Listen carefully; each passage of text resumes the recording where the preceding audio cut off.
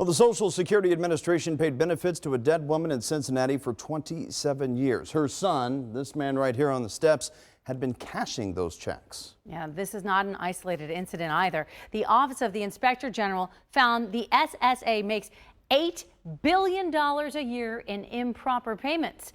Chief Investigative Reporter Craig Cheatham examines why the agency seems to have such a hard time uncovering the scheme and stopping it.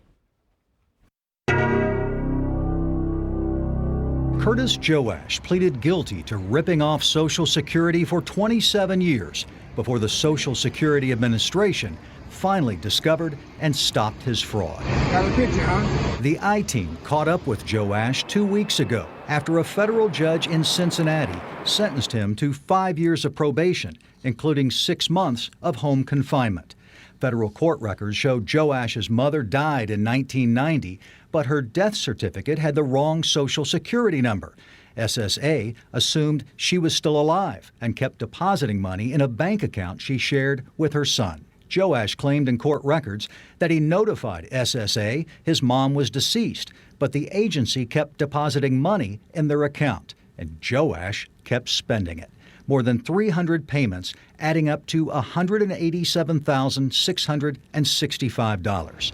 Joash and his attorney declined to be interviewed for this story. The Joash case prompted the I-Team to examine how the Social Security Administration investigates fraud and tries to punish those it believes are responsible for it.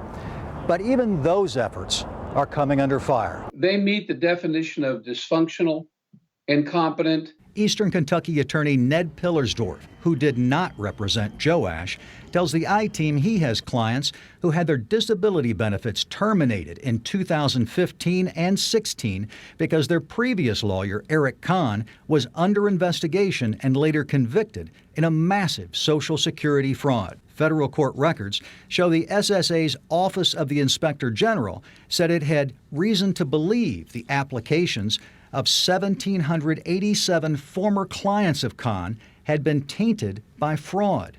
But the SSA refused to let the accused see the alleged evidence against them.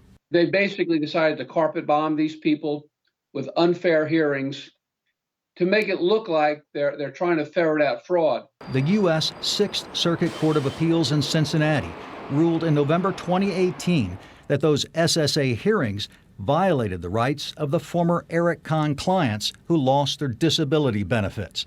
It's a bureaucracy, probably the world's biggest bureaucracy. Cincinnati attorney James Williams wasn't involved in the Joash case.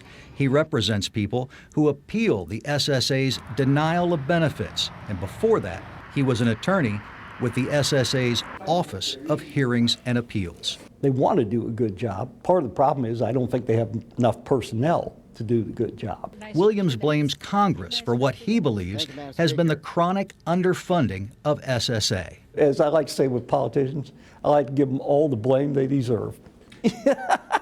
Both Ohio senators, Republican Rob Portman and Democrat Sherrod Brown, serve on the Senate Subcommittee on Social Security.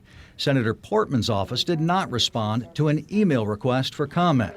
But Senator Brown spoke with the I-Team during a recent conference call with journalists. Congress and the administration have underfunded the Social Security Administration.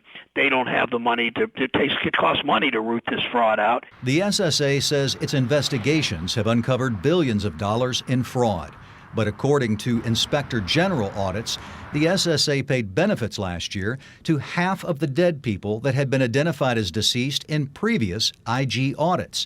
It's unclear if any of them got paid as long as the deceased mother of Curtis Joash. A federal judge ordered Joash to repay the $187,000 he stole from Social Security. And in the Eric Kahn case, federal judges ordered Kahn and 2 of his co-defendants to pay restitution of nearly $300 million. Craig Cheatham, 9 on your side.